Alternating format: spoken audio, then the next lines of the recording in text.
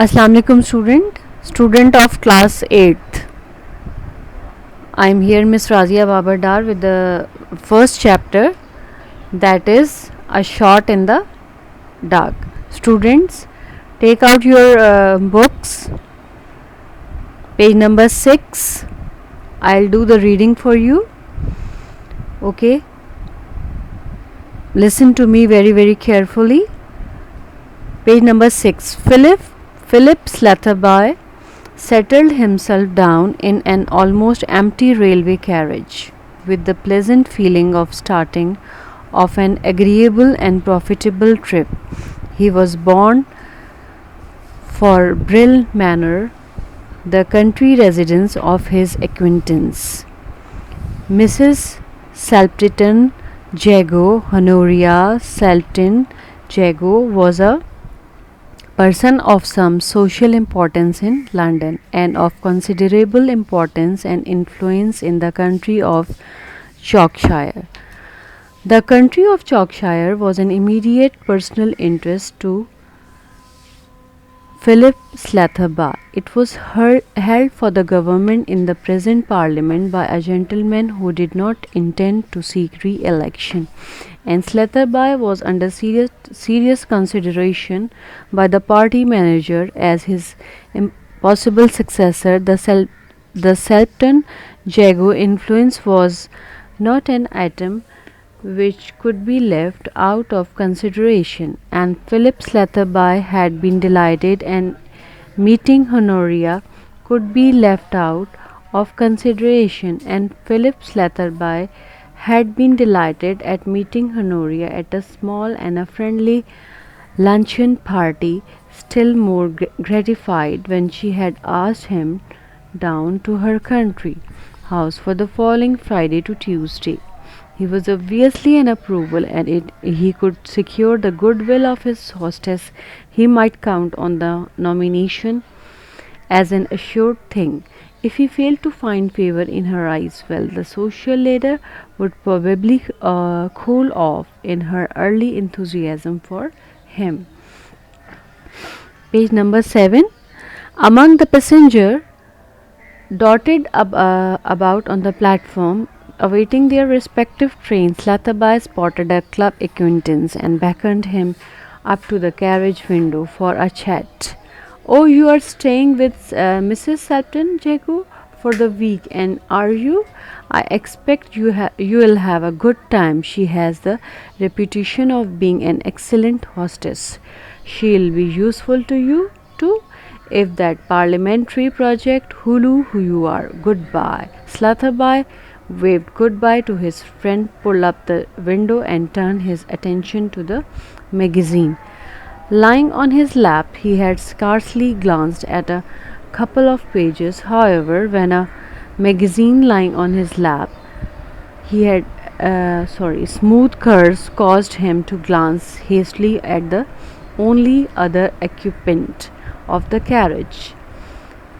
His travelling companion was a young man of about 22 with dark hair, fresh complexion, and the blend of smartness and disarray that is typical of Rambler. He was searching furiously, and the blend of smartness and disarray that is a typical Rambler, furiously and effectually of some elusive and non-existent object. From time to time he dug in sixpenny coin out of waistcoat pocket and stared at it ruefully, then recommenced the futile searching operation. A cigarette case, matchbox, keys, silver pencil case, and railway ticket were turned out on to the seat beside him, but none of these articles seemed to afford him satisfaction.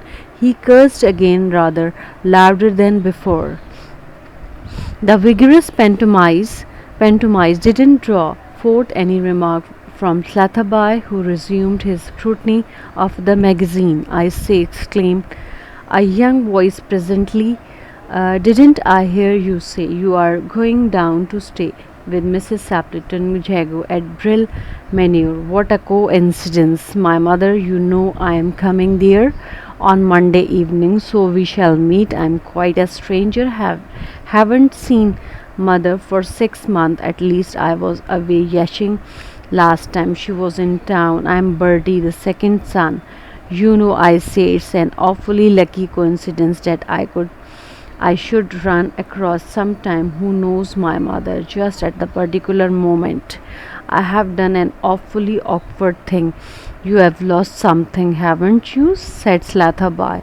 Not exactly, but left behind what is almost as bad, just as inconvenient. Anyway, I have come away without my coin purse with 4 quid in it. All my worldly wealth for the moment. It was away without my coin purse in my pocket. All right, just before I was starting, then I wanted to seal a letter, and the coin purse happened to have my crust on it. So I whipped it out to stamp and seal with it. I look an idiot. I just left it on the table. I should have put it back. I have some change loose in my pocket, but after I had paid for a taxi and my ticket, I had got this little sixpence left. I'm stopping at the little country inn near. I am stopping in a Quay for 3 days fishing. Not a soul knows me there, and my weekend and bill and tip and cab to and from the station, and my ticket on to bill that will mount up to 2 or 3 quid. Page number 8. Won't it, if you wouldn't mind lending me £2, 10 or 3 or preference? I shall be awfully obliged. I will pull me out of a hole. I think I can manage that, said Slatherby after a moment's hesitation. Thanks awfully. It's jolly good for you. What a lucky thing for me that I should have chanced across one of the mother's friend. It will be a lesson to me to leave my purse lying about anywhere when I ought to be in my pocket. I suppose the moral of the whole thing is don't try and convert things to purposes for which they weren't intended. Still, when a coin purse has your crest on it. What is a crest, by the way? Slatherby asked carelessly. Not a very common one, said the youth. A demi-lion holding a crosslet in its paw. When your mother wrote to me, dying me, a list of trains she had, I remember rightly, a running greyhound on his notepaper, observed Slatherby. There was a tinge of coldness in his voice. That is a jago crest, responded the youth promptly. The demi-lion in the Selton crest. We have the right to use both, but I always the semi-lion because, after all, we are really Sartin. There was silence for a moment too, and the young man began to collect the fishing tackles and the other belonging from the wreck. My station in the next month, he announced. I have never met your mother, said Slatherby suddenly, though we have corresponded several times. My introduction to her was through political friend. Does she resemble you at all in future? I shall rather like to be able to pick her out if she happened to me on the platform to meet me. She is supposed to be like me. She has the same dark brown hair and high color.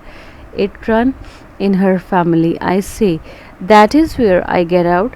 Goodbye, said Slatherby. You have forgotten the 3 quid, said the young man, opening the carriage door and pitching his suitcase onto the platform. I have no intention of lending your £3 or 3 shilling, said Slatherby severely. But you said I know I didn't. My suspicions had been roused, though I hadn't necessarily swallowed your story. The error about the crest put me on my guard, notwithstanding the really brilliant way in which you accounted for me. Then I laid a trap for you. I told you that I have never met Mr. Sapperton. As a matter of fact, I met her at a lunch on Monday last. She is pronounced blonde. The train moved on, leaving the so-called son of the Sapton Jago family cursing furiously on the platform while he hasn't opened his fishing expenditure by catching a flat, chuckled Slatherby. He would have an entertaining story